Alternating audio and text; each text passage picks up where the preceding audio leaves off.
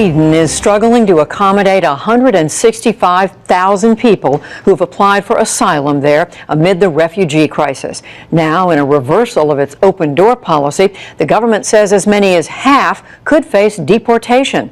A growing right-wing reaction to the migrant influx has fueled tensions. From Stockholm, special correspondent Malcolm Brabant reports. Sweden fashions itself as the world's humanitarian conscience and safe harbour for more refugees per capita than any other European nation. But it's been shaken by a series of incidents that have ruptured that image.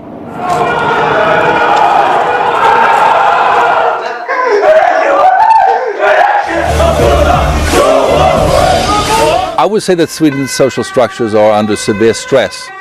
Magnus Ranstorp is an expert on extremism in Scandinavia. It's a cocktail of various ingredients which makes society extremely polarized, and the government is having a really difficult time dealing with this. As a refugee here, I would say it's pretty hostile. Tia Morad is a Kurdish political scientist who fled from northern Iraq as a child and now advocates on behalf of fellow refugees.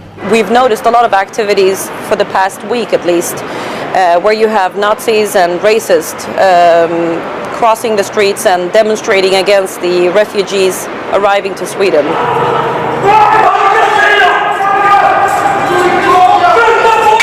These are right-wing vigilantes, including football hooligans, apparently attacking immigrants. This precinct is where young Moroccans hang out. Many have acquired a reputation as petty criminals and troublemakers. The attack happened a few days after a murder at a young asylum seekers hostel in western Sweden.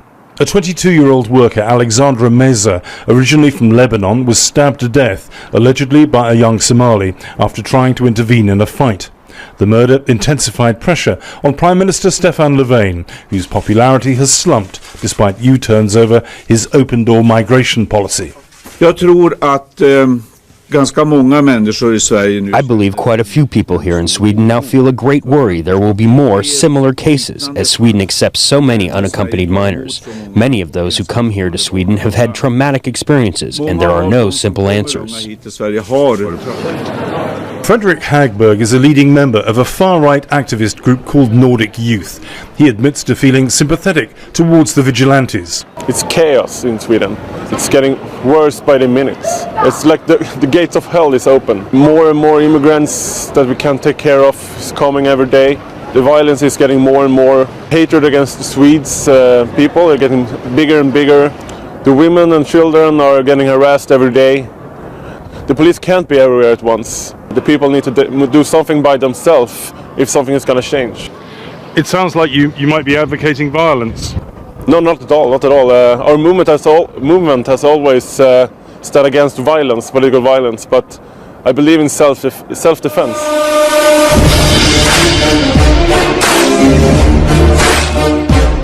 And this is one of his organization's videos. Are you Nazis? No, not at all. How can you prove that? It's proved by my actions, or if you just walk around, look at our website, we have our program there, Manifest. I think the greatest threat that Sweden is facing is that we have an equal amount of extremism. We have a lot of right-wing extremism and of course left-wing extremism. There is a sort of reciprocal radicalization going on. They are feeding and fueling each other. This is another video which has shed a light on the atmosphere inside some of the homes that accommodate 35,000 unaccompanied minors taken in by Sweden. It shows the aftermath of an attack on one young boy. This is just one of what the police say have been 5,000 incidents at asylum centres that they've been called to attend. Anna Nelberg Dennis, deputy chair of Sweden's police union, says there have been recent problems west of Stockholm in Västerås. We were down on our knees work-wise and workload-wise already long before this migration crisis and the increased terrorist threats. I have about 3 cases in the area of Västmanland, where the biggest city is Västerås, where police officers have been forced to push the alarm button because they are surrounded by angry immigrants that are fighting each other. The nice, secure and safe country that we once had, it's not really that nice anymore. The area around Stockholm's central station is a magnet for the Moroccans and other asylum seekers. Several hundred young North Africans are facing imminent deportation after Sweden struck a deal with the government in Morocco. According to Europe's Criminal Intelligence Agency, at least 10,000 unaccompanied child refugees have disappeared since arriving in the EU. Many are feared to be in the hands of traffickers or other predators, according to terrorism expert Magnus Ranstorp. There is some recruitment by Islamist extremists at train stations.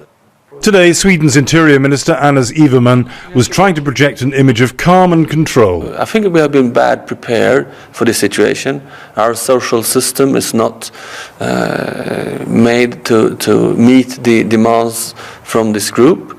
And we also have a problem with returning them to Morocco if they don't have the right to be in Sweden.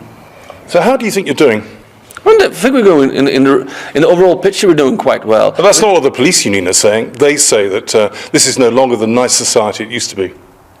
Well, I think even the police union should look forward and not backwards.